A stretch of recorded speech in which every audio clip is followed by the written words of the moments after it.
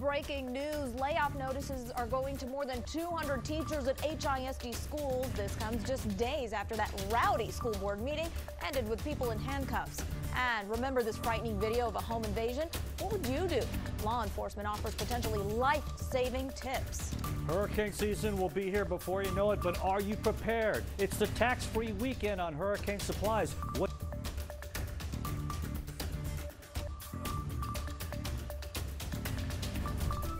And we're going to start with that breaking news. HISD has just announced it has started laying off between 200 and 250 teachers. Now, this is part of the layoffs approved last month to make up for a $115 million deficit. The district says it loses 2,000 teachers every year to retirement or other jobs, and so some laid off teachers may be rehired. The union president says that doesn't negate the fact that many people are now jobless. He's hoping something can be worked out. We're going to have more on the layoffs and an interview with HISD's board president coming up at 5.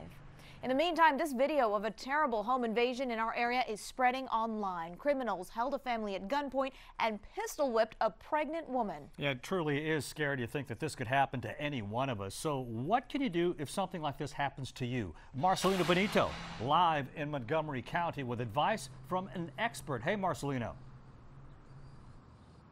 Hey there, Ron. This video has been retweeted thousands of times, more than 10,000 comments on my Facebook page alone, people debating whether or not this family should have fought back. Tonight, our expert says if children are in the room, that changes everything. Video of this violent home invasion in East Harris County has been retweeted and shared thousands of times.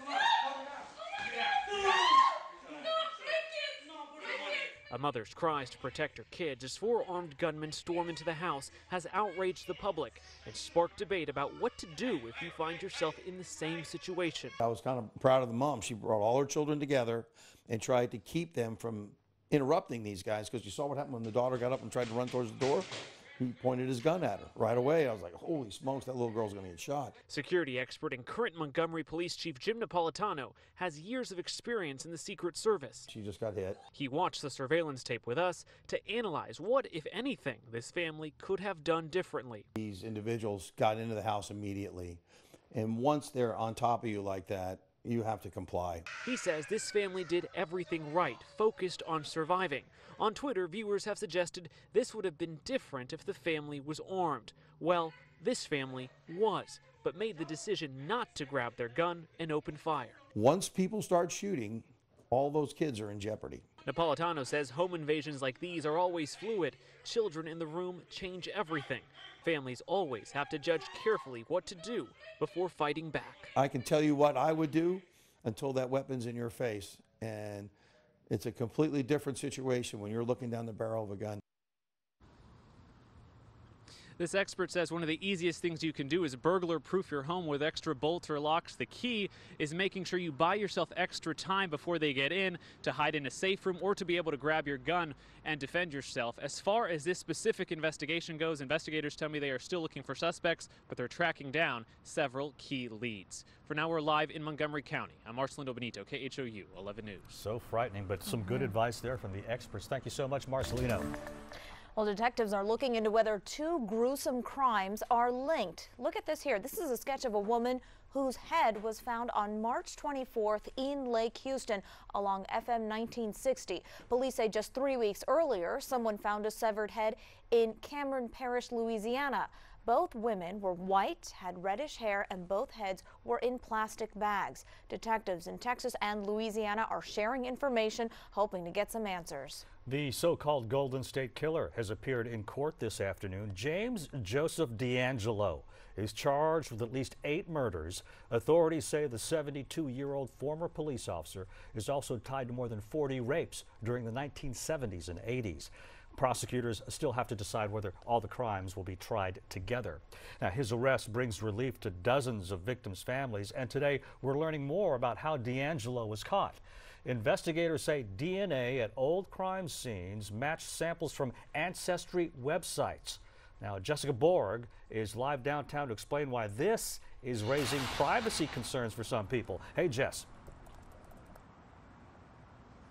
Ron, this was a modern approach to solve more than 50 rapes and 13 murders dating back to 1976. Police say D'Angelo committed all of them, a brutal crime spree that lasted a decade. Now, while many people are rejoicing that this suspected killer and rapist might be brought to justice, many privacy advocates are concerned that authorities might be overreaching when solving cold cases moving forward. Authorities say they used crime scene DNA that had been stored for decades and matched it with samples from an online genealogy database, where subscribers most often submit a saliva sample to find out their ethnicity and connect with distant relatives. In this case, a distant relative popped up as being linked to D'Angelo. Police say they then got a direct DNA sample from D'Angelo from an item he threw away.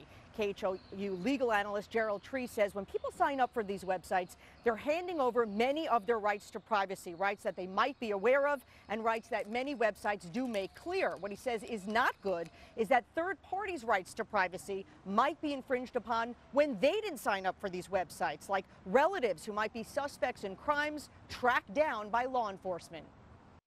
If people realize what they're giving up a lot of secrets about themselves, and even family members, they may not even know.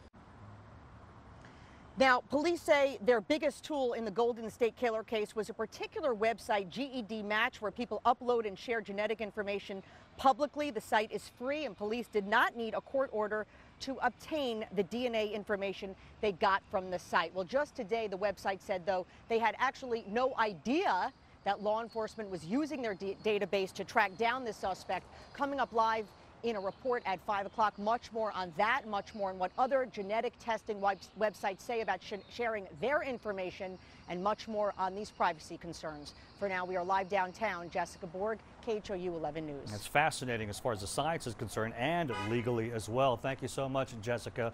Well, we want your take. Are you comfortable sharing your DNA info, knowing it could be used by police? Let us know what you think on KHOU.com/vote now. It's a summit many did not think was possible. The leaders of North Korea and South Korea meeting for the first time since the Korean War. Adam Bennett spoke to members of the local Korean community today. So, Adam, are they surprised by these developments? Well, very much so, Reka, because for months we've been talking about missile tests and concerns of war. Now leaders from North and South Korea are talking about denuclearization and ending the Korean War. But look, we've had a couple of these peace talks before between these two countries. Not much came of it. But the big question now, will both sides keep their word this time? It's a moment more than 60 years in the making. North Korean leader Kim Jong-un and South Korean President Moon Jae-in briefly stepping into the other's country. The first steps toward this agreement. An official end to the Korean War by the end of the year, resuming reunions of families separated by that conflict and turning the DMZ into a so-called genuine peace zone.